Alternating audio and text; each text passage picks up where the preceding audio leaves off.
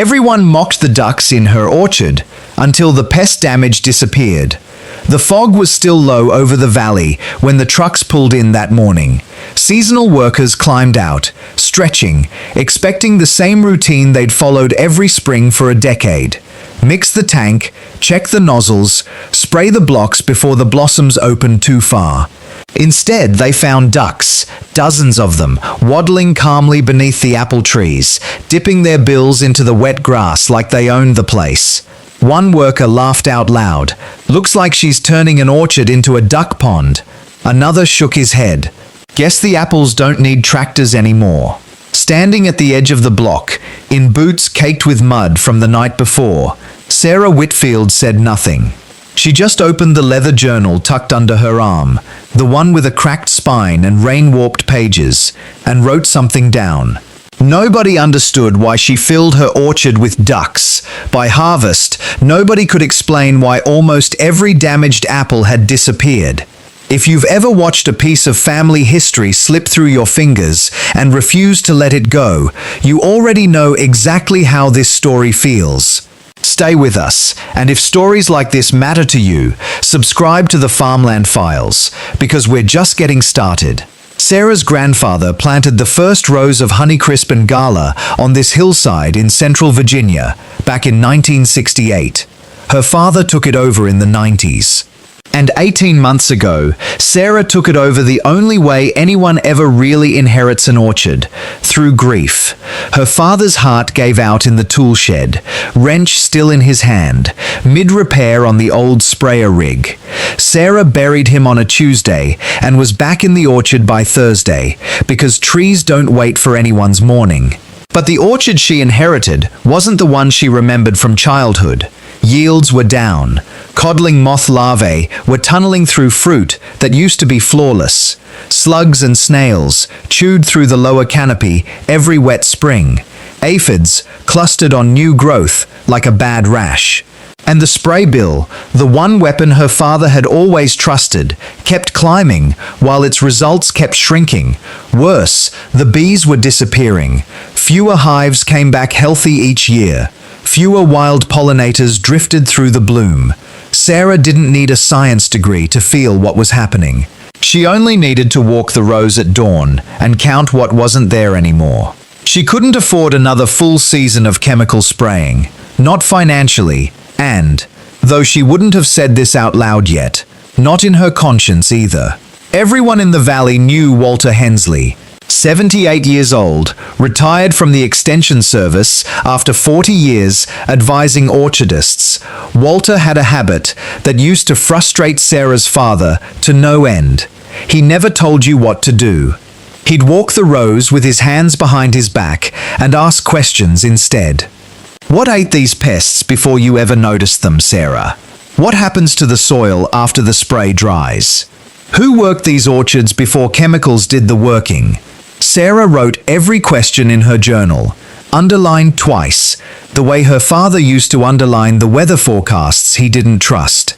She didn't have answers yet, but something about those questions kept her up at night, flipping through old journal pages her grandfather had kept, pages full of observations from decades before pesticides became the default. It happened on an ordinary Tuesday morning after 3 days of rain.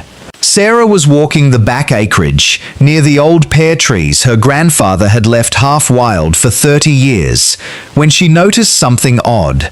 A small flock of wild mallards had wandered up from the creek and were feeding beneath the pear canopy. She crouched down to look at the ground beneath them. Almost no slug damage. Healthier leaf litter. More earthworms than she'd seen anywhere else on the property. And when she looked up into the branches, more insect diversity, more birdsong, more life. She sat right there in the wet grass and wrote for 20 minutes straight. That single observation would change everything that came after. Sarah spent her savings, money she'd set aside for a new tractor, on 40 Khaki Campbell ducks and a smaller flock of Indian runners, breeds known for their appetite for slugs, snails, and soft-bodied pests, and for being gentle enough not to damage low-hanging fruit. She built portable electric fencing to rotate them block by block. She installed mobile water stations so the ducks would stay hydrated and close to their work. She fenced carefully against foxes and hawks, knowing predators would test her defenses within days. She timed everything around the orchard's rhythm, moving ducks through before bloom to avoid disturbing pollinators, resting sections to let vegetation recover, pulling them out entirely as fruit began to ripen so there'd be no temptation near the harvest. Every decision went into the journal, every rotation, every rainfall, every duck count. Word travels fast in a farming valley, and not always kindly. The ducks will eat the fruit, one neighbor warned her at the feed store. They'll wreck the whole orchard, said another. Sarah, honey, I think you've lost your mind, said a family friend who'd known her since she was 6 years old. Ducks belong on ponds, not under apple trees. She heard it all. She kept walking her rows anyway, journal in hand, writing down what she actually saw instead of what people assumed she'd see. This is where the story could have turned into a fairy tale. It didn't. A fox got into an undersecured section in the second week, and Sarah lost 6 ducks in a single night. A hawk picked off 2 more before she thickened the overhead netting near open areas. Heavy spring rain turned the orchard lanes into ankle-deep mud that took days to drain. One block got overgrazed when she left the ducks in too long, and she had to rest that section for the remainder of the season. An electric fence charger failed during a thunderstorm, and she spent a frantic night rounding up escaped ducks with a flashlight and a bucket of feed. She wrote about the failures with the same steady hand she used for the successes. No excuses, just observations. That journal was becoming less a farming log and more a record of a woman learning to trust a slower kind of knowledge. Nobody sat Sarah down and lectured her about integrated pest management. She learned it the way farmers have always learned things, by watching. She watched the ducks clean up fallen fruit before codling moth larvae could burrow into the soil and complete their life cycle. She watched slug and snail populations collapse in grazed blocks. She watched weeds thin out along the tree rows without a single pass of herbicide. She watched the soil underfoot grow softer, richer, more alive, with the kind of biology that chemical sprays had quietly been suppressing for years. And she watched the bees come back. Not all at once, gradually, the way anything real returns. By the second growing season, even the workers who'd laughed that first morning had gone quiet in a different way. Fewer damaged apples came off the trees, fewer worm-riddled culls. Leaves looked greener, fuller, less stressed. Bees worked the blossoms in numbers nobody had seen in years. And the spray schedule that once dominated every spring conversation had shrunk to almost nothing. Nobody could fully explain it yet. The viewers watching this story already can. Word reached the state's Agricultural Extension Office, and they sent an entomologist to look at what was happening on Sarah's hillside. She didn't come to praise anything. She came to verify it, walking the rows for 2 full days, counting pest populations block by block, comparing grazed sections against ungrazed control areas, testing soil samples for biological activity.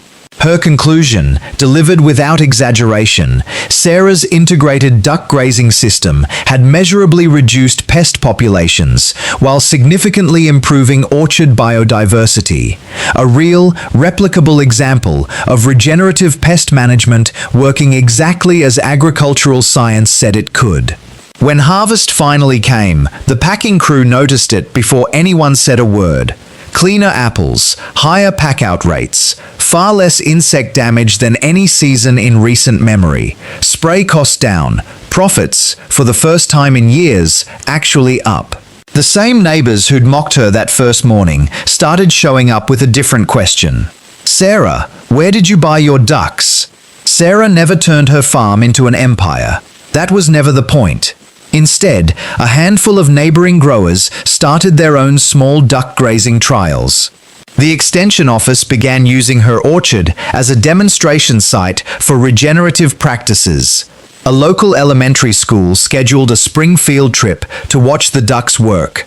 Small workshops on integrated pest management started filling up at the county Grange Hall. And slowly, quietly, chemical spray use across the whole valley began to drop. One woman's stubborn, patient experiment had reshaped how an entire farming community thought about pest control. If you walk Sarah's orchard today, you'll still see the ducks moving between the rows at dawn, doing work most people walk right past without noticing. And if you ask to see that old leather journal, she'll show you. Pages full of insect counts and bloom dates, rainfall totals and duck rotations, sketches of trees and notes about birds she'd never seen before the ducks arrived. The ducks had never been decorations. They had been orchard workers all along. Sometimes the smallest workers in an orchard aren't the ones people notice first. Sometimes they're the reason the harvest succeeds at all. If this story moved you, hit subscribe so you never miss the next one from the Farmland Files. Tell us in the comments where you're watching from tonight. And if you've ever underestimated a small, quiet solution to a big problem, on your farm, in your garden, or anywhere else in your life, share it with us below. We read every single one.